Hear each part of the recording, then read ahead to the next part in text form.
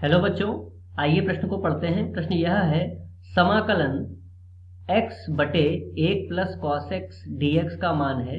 यहाँ पर चार विकल्प दिए गए हैं। विकल्प ए x tan x बटे 2 माइनस 2 लॉग कॉस एक्स बटे 2 प्लस सी। विकल्प बी है x tan x बटे 2 प्लस 2 लॉग x बटे 2 प्लस सी। विकल्प सी है x tan x बटे 2 प्लस 2 लॉग साइन x बटे 2 प्लस सी। तथा विकल्प डी है इनमें से कोई नहीं। तो आइए सर्वप्रथम प्रश्न की मुख्य अवधारणा को जान लेते हैं। मुख्य अवधारणा,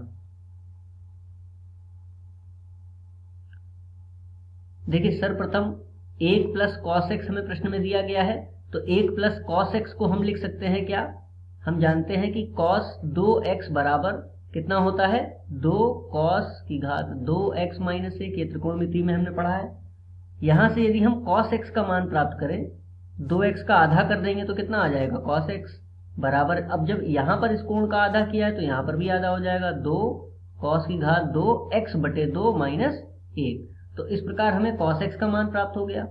या फिर हम माइनस 1 को भी यदि बाएं पक्ष में लिख दें तो क्या आ जाएगा? 1 यानी कि 1 प्लस कॉस एक्स बराबर 2 cos की घात 2x।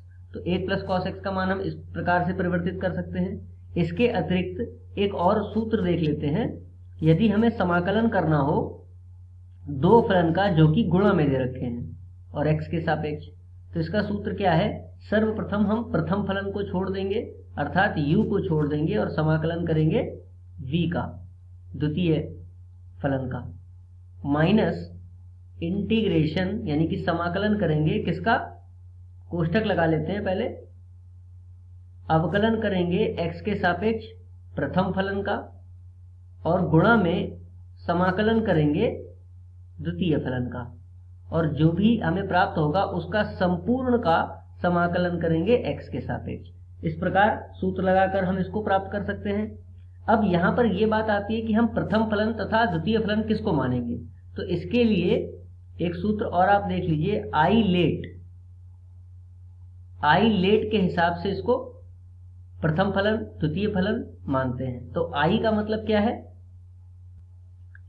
आई का मतलब होता है इनवर्स ट्रिग्नोमेट्रिक, अर्थात हम प्रतिलोम लेंगे, जो त्रिकोणमिति के प्रतिलोम अनुपात होते हैं उनका पहले प्रथम फलन लेंगे। इसके पश्चात प्राथमिकता दी जाती है लघुगणक को, जिसको लॉगरिथम कहा जाता है इंग्लिश में। इसके बाद आती है एल्जेब्रिक मतलब बीजगणितीय पद होंगे, उनको प्राथमिकता मिलेगी।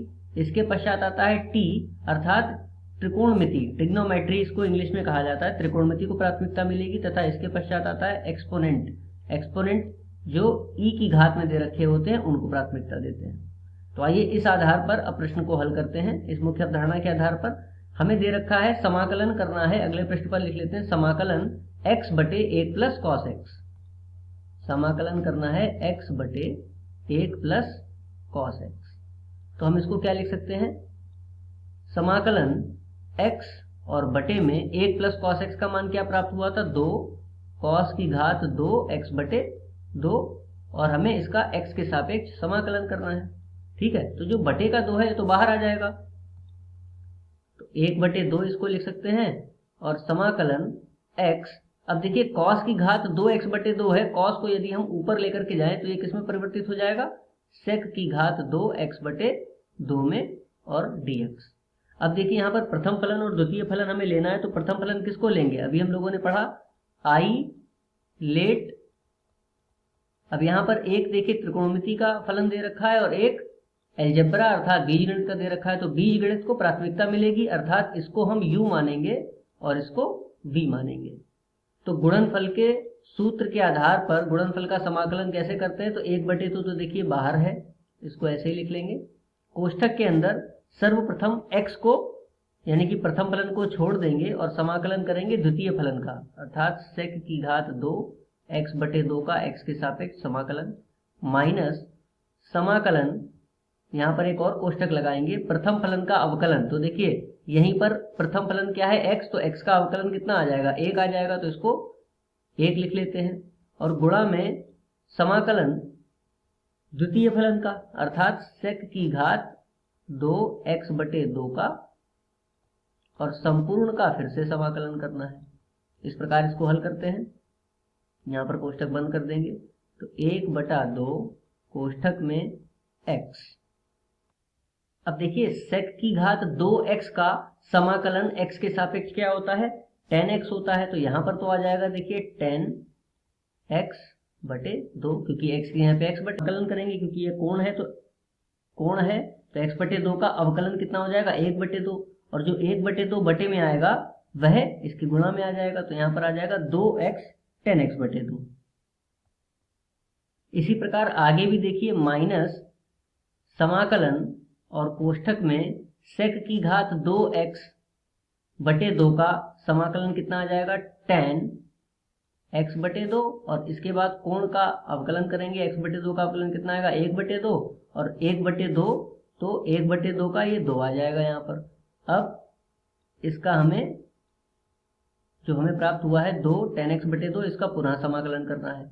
अब देखिए यहाँ पर 2 उभयनिष्ठ भी मिल रहा है हमें, यहाँ पर भी 2 आ रहा है, यहाँ पर भी 2 आ रहा है। तो 2 को उभयनिष्ठ लेकर के यहाँ पर कट कर लेंगे तो 2/2, ये 2 और ये 2 और ये 2 कट जाएगा। तो हमें क्या प्राप्त होगा, कोष्ठक में बच रहा है x tan x/2 माइनस, अब हमें समाकलन करना है केवल tan x/2 का x के सापेक्ष।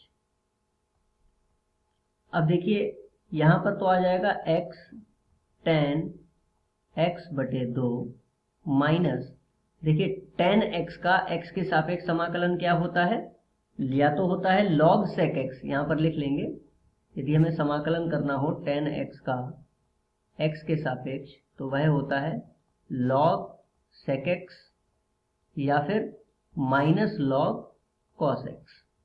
तो अब क्योंकि जो हमें विकल्प दे रखे हैं उसमें sec नहीं है, कहीं पर भी cos आ रहा है, तो इसलिए tan x/2 का जो समाकलन आएगा वो हम लिखेंगे माइनस log cos x। ठीक है, तो वो जो माइनस है वो यहाँ पर माइनस मिल करके क्या हो जाएगा, प्लस हो जाएगा, log cos x/2। अब कोण का हम अवकलन करेंगे तो x/2 का अवकलन कितना आएगा 1/2, जो कि यहाँ पर गुणा में आ जाएगा। तो हमें प्राप्त होगा 2 log cos x/2 और प्लस में एक अचर पद ले लेंगे c। तो इस प्रकार हमें इस प्रश्न का सही उत्तर प्राप्त होगा x tan x/2 plus 2 log cos x/2 plus c। अब देख लेते हैं कि ये कौन से विकल्प में है। तो विकल्प बी, देखिए x tan x/2 plus 2 log cos x/2 plus c। तो हम ये कह सकते हैं कि अतः मुख्य अवधारणा के आधार पर सही उत्तर क्या है, विकल्प बी सही उत्तर है। आशा करते हैं आपको समझ में आया होगा। धन्यवाद।